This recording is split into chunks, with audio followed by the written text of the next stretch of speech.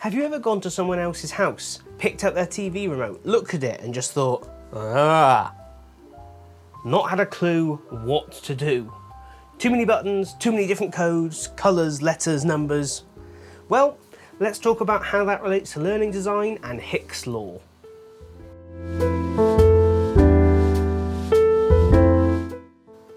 So this is a really simple UX principle that we can apply to learning design without too much thought, because we've kind of already got our own versions of it, but I think it's really useful to understand where it comes from. So, in its simplest terms, Hicks Law is about keeping things simple. It's about thinking about the number of decisions or interactions or different options we're presenting someone with at any given time, and how that impacts the amount of time it takes them to make a decision. Basically, more choice equals a longer reaction time. Before we get into how it applies to learning specifically, let's take a look at the history.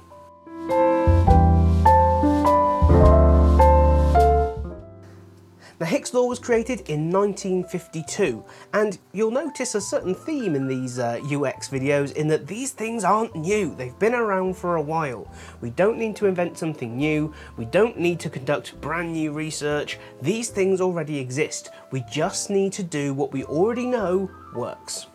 So, the original study and paper and book that followed were all about looking at how people's reaction times, the time it takes them to make a decision and, click an option or turn in a certain direction, are impacted by the number of choices that they have. The findings were really simple.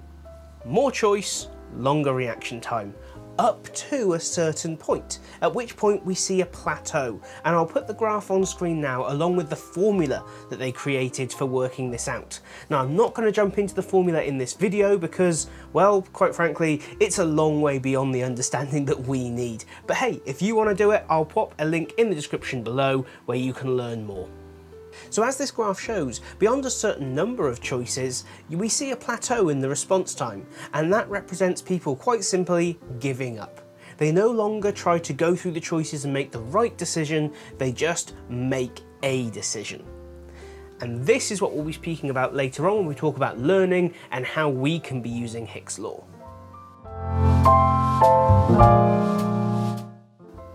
I already used the example of a television remote with all these different options, but there are hundreds of examples of this out there in the real world. Road signs that try to give you too many different things at once. Video game screens where they try and teach you how to use every button in the game or every mechanic in the game right at the start and then just leave you to it for the whole thing. Loads of real world examples, all showing bad user experience. On the other hand, you have things like contextual help menus in pieces of software like Office 365, or strangely enough, when you go to McDonald's and use one of their big touchscreen order here and collect at the bar type ordering systems, where it tells you, click here for these options, and then you click that and that's all the options that you get. And if you haven't done anything in a little while, the little arrow comes in and says, click here to pay or click here to do whatever you might need to do. Contextual help, really, really important.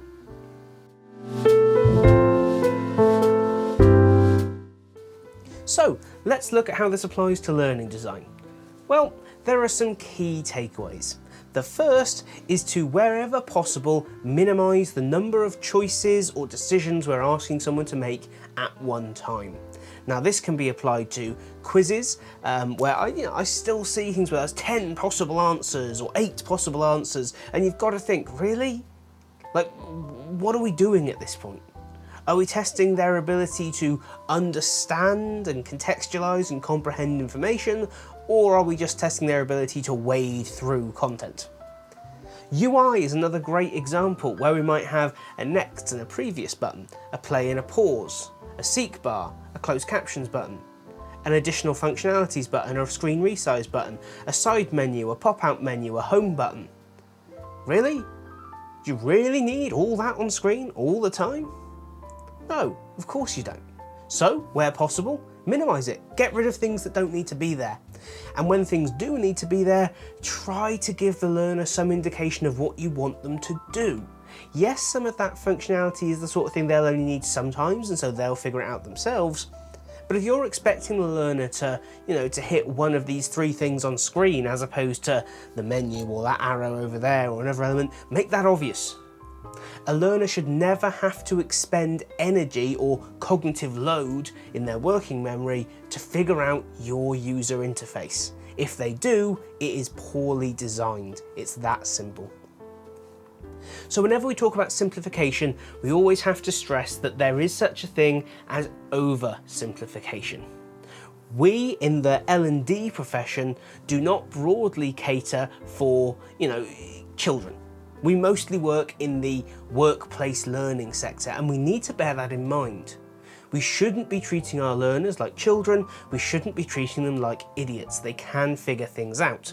The question is, where is the value in that? I want my learners putting all their energy, all their sort of experience, all their knowledge, all their cognitive function into learning about the content, whether that's first aid or a tax policy or whatever it might be. I do not want them spending time, energy, working memory, cognitive load on which button am I supposed to be pressing now? How do I get to X? Where's the home button? How do I get to the menu? These things should be so obvious, they just don't require thought. That is how we can apply Hicks Law to all our learning designs. UI should be simple, easy, intuitive, and require minimal effort to process. And when we're asking people to make decisions, we should be reducing it to the number of decisions we actually need them to make, the number of options we actually need to present them with. That extra option you add in because it's funny but obviously not right, why is it there? No one needs that, take it away.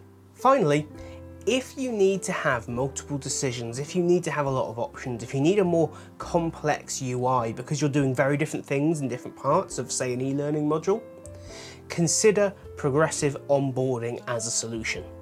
Introduce key UI functionality and different ways of using the course as they become relevant.